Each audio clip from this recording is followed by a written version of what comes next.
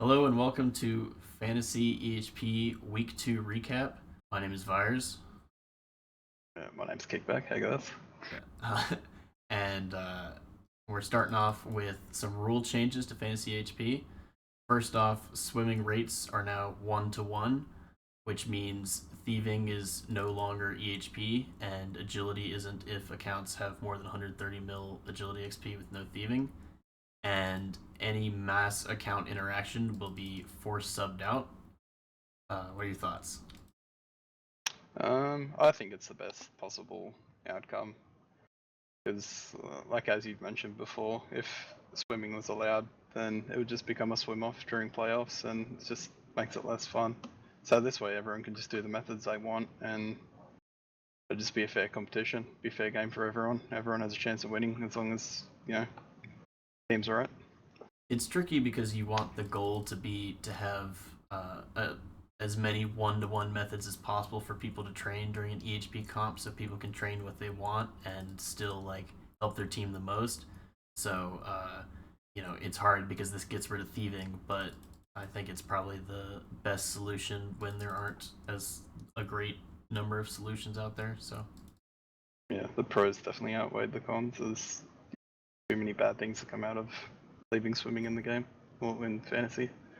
but hopefully this allows Fantasy HB to be a fair, clean one-to-one battles instead of people competing to do as much over EHP stuff as possible. So we'll see if that happens, if there are any more rule changes for the rest of the season. Moving on, we have a great number of trades in week 2 as there were none in week 1. You want to cover these? Yep, well, pretty much. Uh, Whether we consider this week 2 or not, but probably the start of week 2, we made a trade for yourself.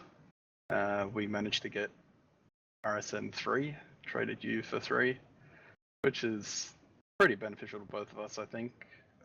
He's told us that he's willing to put in a lot of hours, and I don't know, being straight up, I don't think he would have put many hours in for us, so Yeah, it I works out was really well for us. not interested in playing for your team as much as I am for my team, and Yeah, I think it helps your team a lot more than it helps my team because my team's deep enough to where we don't need another 80 plus, like just an 80 person every week, whereas y'all definitely did, especially for the early matches. So I think it's yeah. beneficial for both teams. Yeah, Um, he added a lot of depth to our team, which we really needed Next, you for had another sure. trade. Yeah, next, quite a controversial trade, quite spoken about. We traded Harry, Omni and Nancy, and Dan S for Michael, which probably wasn't the most controversial part of the trade. The most controversial part of the trade was probably when we got to pick up someone because we traded 2 people and we picked up Bike Trail. I We think, basically got 2 like massive players, the yeah, 2 like still good players, still good consistent players. I still think the Jostlers benefit out of this trade more than they, but we just benefited more. Simple as that.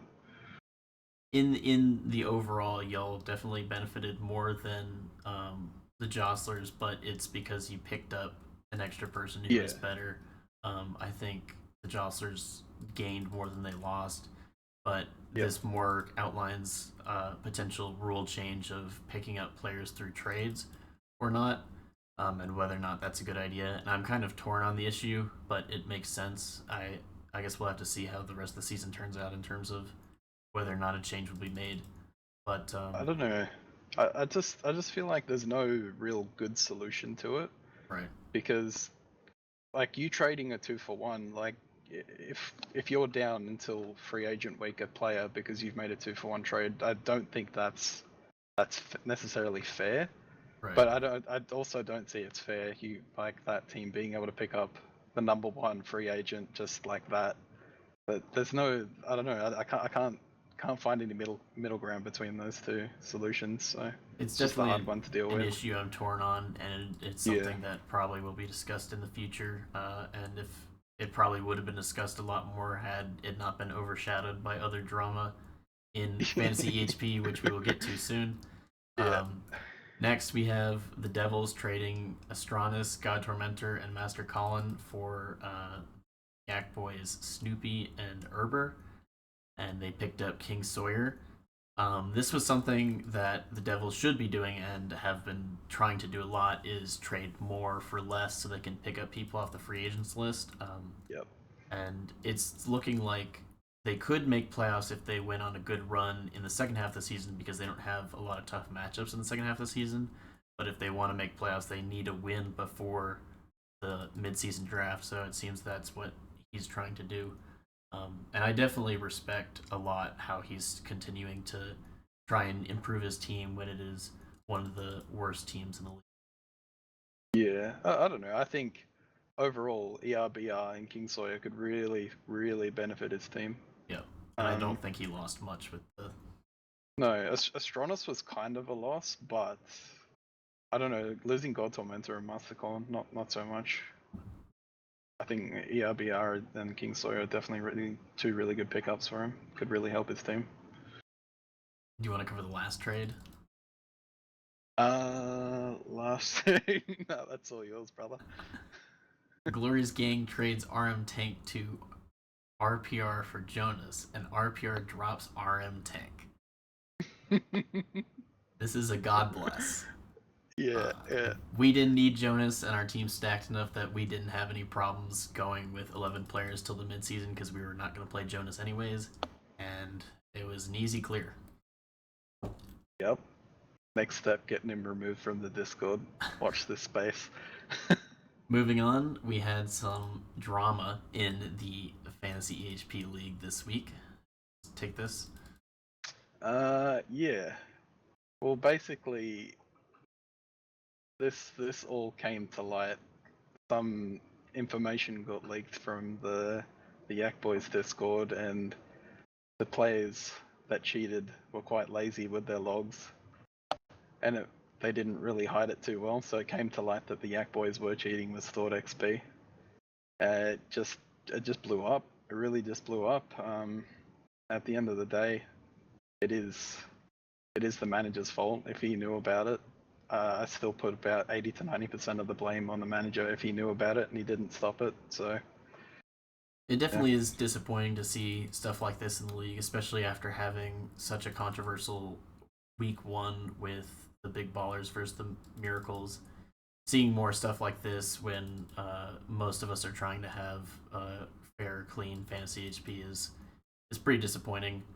Um, I hope that Seth, who is taking over Randy's spot on the team as team manager, will improve the team and keep it clean. But it is disappointing to hear that one of the managers was trying to get his entire team to cheat since week one. I think it really kind of ruins the league, especially when we have a huge spotlight in the league with people from like huge Twitch streamers to J mods following it. I don't know. It's not been a good start, so hopefully we can move past this.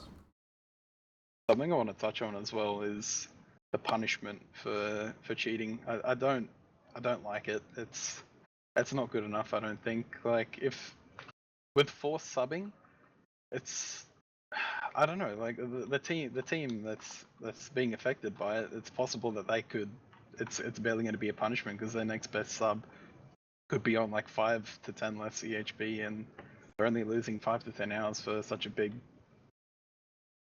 And if Snoopy, and you saw this with if Snoopy was the only one who got subbed out, which that was originally the case, they only lost a few hours. They only lost 10 to 20, and I think it definitely should be more. I mean, it's hard because you don't know. For instance, with Glory's gang, they have Hey Jace, and you don't know if he's going to do RC runners or not. So if he does and he gets benched, then it hurts them a lot more when it obviously wasn't intentional. But something like this, should be punished to the fullest extent. So it kind of should be more of a case by case thing than a blanket rule. Discretion. But I don't know. I think the rules definitely could use a change in that aspect. But hopefully we don't have to see that rule be implemented regardless, anyways. But maybe I'm putting too much trust in people. Yeah, well, at the start of this, like we all came together, kind of, and made this quote unquote gentleman's agreement, and that went out the window pretty quick. So I don't know. I guess trust isn't really a thing at this point. It's every man for himself, really. Yep. Moving on, we are going to go over each of the matchups on week 2. Starting off, we have your matchup, so I'll let you take this one. Um, yeah, we kind of went into this matchup pretty laxed. We weren't taking it seriously. We did we didn't see it coming. We did not see it coming at all. Uh, but as the week went on, we started to take it a lot more seriously, and we started hitting some pretty good numbers. Obviously, you can see the top the top three players on their team. They just went absolutely mental. They played really well. They honestly kept us on our toes for the rest of the week, and we actually really struggled to get that lead on them. We had to kind of fight gay with with with ZMI running, but got to do what you got to do, I guess. It was definitely interesting because you did not expect this to be. No one expected this to be a close matchup No. starting off, but it would have been interesting had Glorious Gang had Froggen in instead of Lynx Titan, and Froggen had been actually motivated to play an 80 or 90 Yeah. week, because that would have made it a lot more challenging for Lunatics. Yep. Um, but it also would have been a lot different had the rules been put in place, because the rules took effect in week 3. So some teams, both the Lunatics and Glorious Gang, were using runners in week 2 to combat each other. Well, I guess Hey Jace was using runners just on his own, and then you did it to combat him. Yeah. But it was definitely an interesting one that came down to the wire, and Glorious Gang was up for most of it until the Lunatics took it in the weekend. So moving on, we have Team Death versus the Yak Boys, and the Yak Boys were up probably 20 to 30 for most of the week until the drama happened, and then Team Death ended up taking a commanding lead. Um, this was obviously because the Yak Boys had stored EHP and were cheating throughout the whole thing. So had they not been cheating, they probably would have been down. But it was a close one until it came to light they were cheating. You want to touch Yeah. on this one at all? Yeah. No, I'm a big Team Death fan. I'm really glad to see that they ended up getting that win because I don't know, we kind of caught wind that there was cheating going on a couple days before the week actually ended. Well, probably about 4 days prior. So morale was pretty. The morale of Team Death was seeming to be kind of affected by it. They were feeling kind of down about it. So I'm glad that they stayed strong and they kept going. And the cheaters got penalized, and yeah, Team Death got up. And this was a Really this happy was a about that. team that I was telling people was a lot better than people were thinking. People are Yeah, sleeping on definitely. Team Death, and I think it really shows considering they have Harry out, No Vacation out, and Axelrod out, and they still put up this kind of numbers, and we're still Yeah, competing pretty heavily. So I think when they're in their full form in the second half of the season and in the playoffs, if they can keep their team together, it will be a tough team to beat, especially if they are seeded pretty low. It'll be a trap team in the playoffs if they are like 5th seed or something. So moving on, we have the Jigig Jostlers versus the Catacomb Cats. I'll take this one. yep. Um, honestly, I don't know. I'm starting to kind of rate the cats. Like, if Sens and Scott keep taking this seriously and keep pushing the numbers up, I can see the cats doing pretty well and definitely making playoffs. You've got some people that are putting out pretty mediocre numbers on their team, but hopefully they can see that they're doing well and kind of motivate themselves and push the numbers up a bit higher. But for Jostlers, I guess it's the same deal. Like they got a couple people putting out some pretty good numbers, like Shell Dunk, Alex. They're both pretty consistent players. But other than that, there's just some people putting in some pretty mediocre numbers. They need to kind of boost that if they want to get anywhere. Yep. The Catacomb Cats had a pretty decent lead throughout most of the week, and then the Jostlers brought it back really close at the end. It was within 3 at one point with 5 hours left or something, so they were definitely sweating it. I think the Catacomb Cats have a lot of potential, and if they could pick up some good picks in the midseason, they definitely have a chance. But um, talk is that locker room morale is not super high, so they could motivate Omar and get their team together. I think they could have an actual decent playoff team, but we'll see if that happens. Moving on, we have the Miracles versus the Relic of Penance Runners, and I was very anxious about this game going into it. The Miracles definitely have a good team, but with the Brimhaven Big Ballers match the week before, most of their players were burnt, as you can see in some of the bottom ones, and they also had some of their really good players out on school or something like that. So I think this was the lowest point you'll see the Miracles. I think they'll definitely go up from here. As with my team, just pretty consistent. There wasn't much to say. I told them we had a pretty good lead and we're winning in points in terms of the whole league, and then I told them they need to relax because we have a tough matchup against the big ballers this week. So, but still some big numbers from my team. I I think what the Miracles did last week was actually quite smart, resting their team, kind of just taking it easy. Like they had a really hard week one, so just resting the team, because if they were to compete with you guys, they would have had to put out really big numbers, and like for them to do that, they would have just really hurt themselves for the following week after that as well. So it's probably just the smartest thing to do to just rest the players this week or last week. Sorry. Yeah, I agree. And with the final matchup, we have the Devils versus the Big Ballers. There wasn't much to say about this one. The Devils are definitely not in any sort of form, and might be with some trades in the future, but for now are just not in competing form.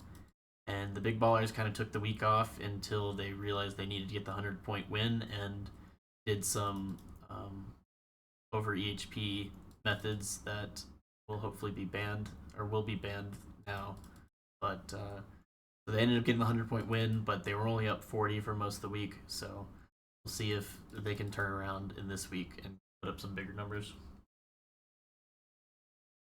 Yeah, I agree. It's a pretty not much to say about this matchup. It's just Pretty cut and dry, and I think that'll be yeah, the case yeah, with that's most it. Devils matchups until they fix their team. Yeah, agreed. Moving on, we have the matchups for week 3. Um, the week has already started a little bit, and we're probably 12 hours or so into the week. You want to touch on which matchups you think will be interesting and which ones you think will win, or who will win which matchups? Well, first off, Devils versus Death. I think Team Death will take an easy 100-point win. Yeah, that's a Yak Boys. Oh, well, you talk about that as well. yeah, if that is cut and dry one. Move on. Yeah, Yeah. Yak Boys. I don't even know if they can beat them by 100 points this week. Honestly, like they're really hurting at the moment. Hopefully, Seth can really get behind them and lift up their spirits a bit, because I know a lot of the players are really down and out after the news broke. So I yeah, hopefully Seth can really bring them up. I think both teams in this matchup are not very good teams at the current moment, but the difference is the Yak Boys are communicating and care a bit more, which is very important in fantasy HP. So I think the Yak Boys will definitely take this one because, Yep. especially with Glorious not having Hey Jace because he does the alt runners and that's now banned. Next matchup, Lunatics versus Jostlers. I think this will just be another probably beaten by 150 points. Just this week, we've potentially got one of our best lineups playing this week, and yeah, I don't know. It's not really too much to say about that one. Your lineup looks a lot better than it has previously, and the Jostlers are not in competing form, so Yeah, and then the Miracles versus the Catacomb Cats. I think the Miracles will take this one. I think their team is very motivated to turn around an 0-2 start, and the Cats are not extremely motivated at all. So I've also heard Omar will be doing thieving, which won't get him much EHP. So yeah, it that, doesn't seem like the Catacomb Cats will be able to compete. But they had a 2-0 start, so 2-1 after 3 games for their team, I think, is pretty good. yeah. Well, like I said before, I think it was really good the strategic rest week for the Menophyte Miracles last week. This week they're nice, they're well rested. They're going to be able to put out some pretty good hours, I think. If they can get 100 points here, I think that would be a huge morale boost for the Yeah, team as they well. need So, it. which Yep. they need.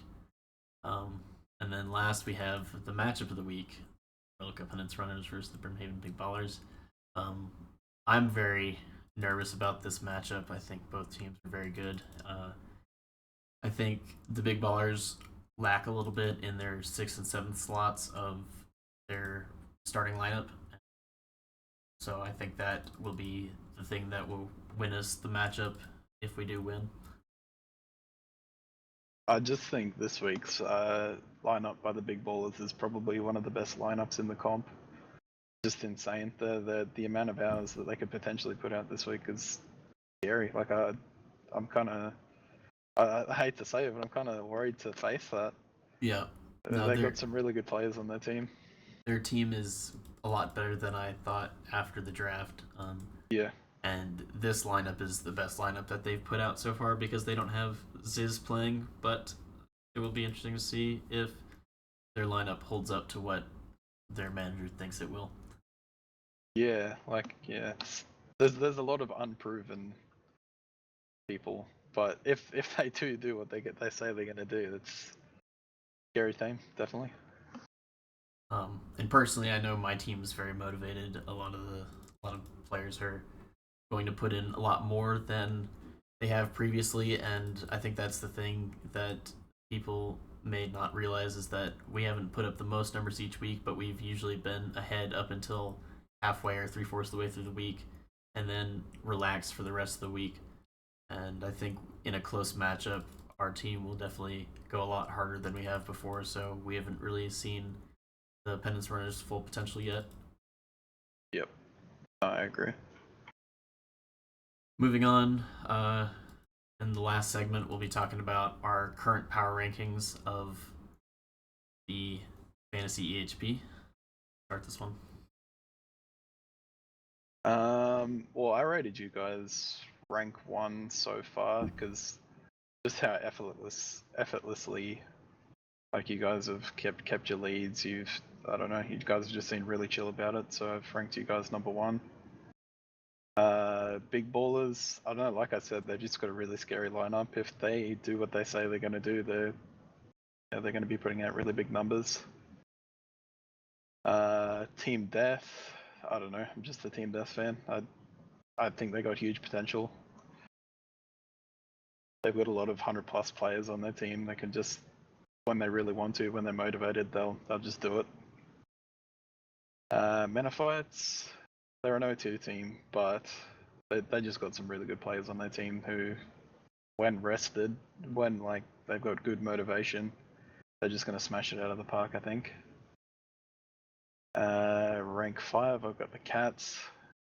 The only reason I've really put the Cats there is I just think they're a better team overall than everyone below them currently. But like I said, the Yak Boys, they're kind of shaky at the moment, so we'll see how they go.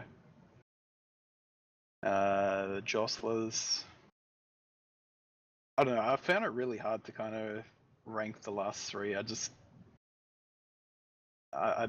going to be straight up honest. I don't really rate any of the 3 teams at the moment.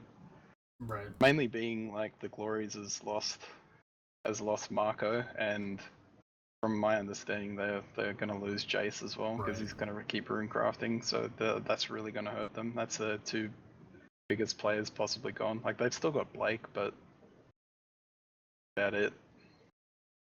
And the Devils, yeah, I don't know. I don't really rate their team at all, to be honest.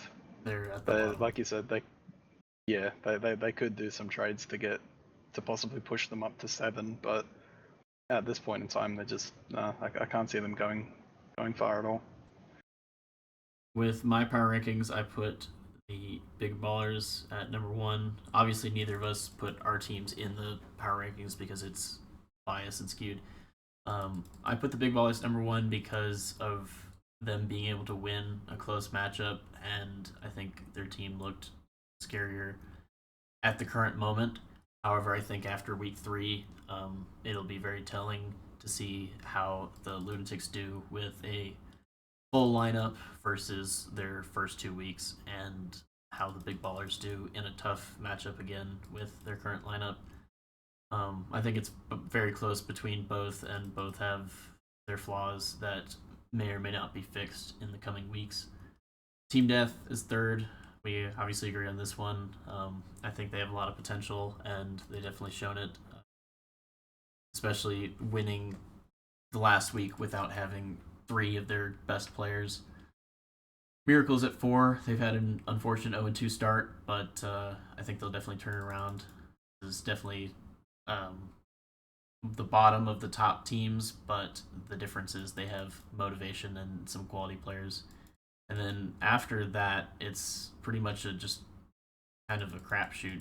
A lot of the teams are pretty equal, and any of them could take a game off any of them. I think the thing that will separate any of these teams and what will be the deciding factor in taking that sixth slot in the playoff is motivation, and caring about fantasy. I think if your team's bad and you care about fantasy, your team's a lot better than a team that's bad and doesn't care about fantasy. So I think any of these teams, maybe aside from the bottom one or two, could make playoffs. They just have to, get some motivation together and pick up some good people in the midseason draft. So, and with that, that ends the fantasy EHP week 2 recap. Thank you for watching.